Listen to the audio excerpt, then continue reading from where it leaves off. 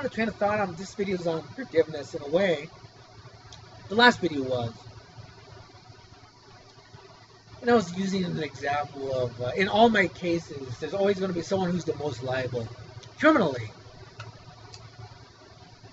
And then if they just said that they were sorry to me and believe and said, I would, dude, I'm sorry, man, and it's wrong, I would forgive them, and I wouldn't want them to go to prison. Because I wouldn't want them to become more radicalized in that oppressive belief. And I use the same example. I wrote a letter to Eric Holder, the Attorney General, and the Office of Chief of Police, because I believe that the lady that used the pit bull to attack me was government intrusion.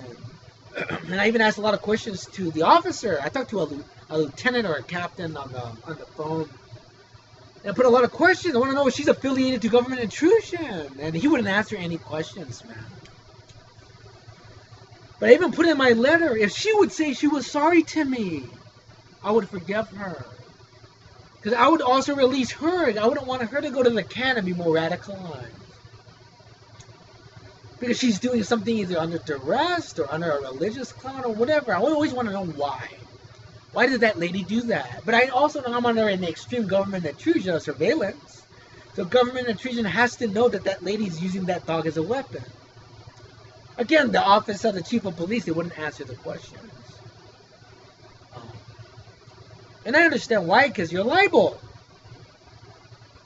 But me personally, and I put that in the letter, if you would acknowledge and say that it was wrong, I would forgive you.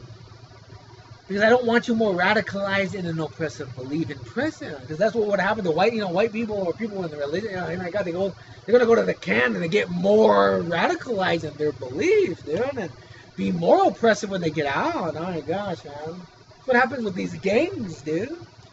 I would watch all these documentaries on gangs and stuff like that, and I'm trying to freaking understand people. I'm like, oh my God, this prison radicalizes these people, man. It doesn't matter what your belief is. You go into the can, you're going to be more radicalized in your belief. That's just what's going to happen, dude. And I don't want you more radicalized into a belief that could harm somebody in the way I was harmed. Oh my God, man.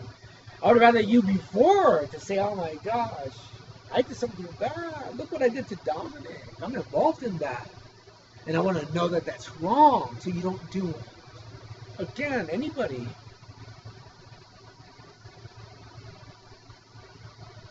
You know? It's like being a patriot. I'm a veteran of the Marine Corps. I'm a hardcore U.S. citizen. But you need to do this to me. I don't want you to do this to anybody. I don't care who they are. I don't want you to do that to anybody. The victory is that you understand it and not do it again. That's the victory to me. I don't need to say, well, I want you in the can. Because that's just going to radicalize you into your oppressive belief, man. It's no good. The U.S. prisons are breeding grounds for racial oppression and radicalization of anybody's belief, whatever it is. It doesn't matter what it is. You go into the can, you're going to be more radical than when you were when you got out, man. So I can see what the guys are. Watch out of that. I mean, I'm the kid that watches all the MSNBC documentaries on prisons. I look up penology and read all the articles. If you're not that person and you're a leader, you need to be. You need to understand what happens to people under an oppressive environment, like prison. And then you see, well, that's why that white guy, that black guy, and that brown guy, you know, they join gangs to protect themselves against the other race, because it's all racial.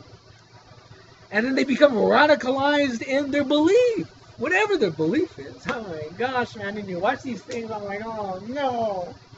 And then you wonder why that you know, it's like that black dude that gets out, and then I'm trying to get an apple pie, and he's looking at me like I'm just some brown dude. That's his enemy. It's because that's what prison did to you, man. And he could say, well, that's what it did to me, Dominic. You know, thank God I said dude. If I didn't say dude, that crip, on those, I think 3 occasions, I would have been maimed or down easy. Just threw them both, it threw them off. But that's how I speak. It saved my life. It really does.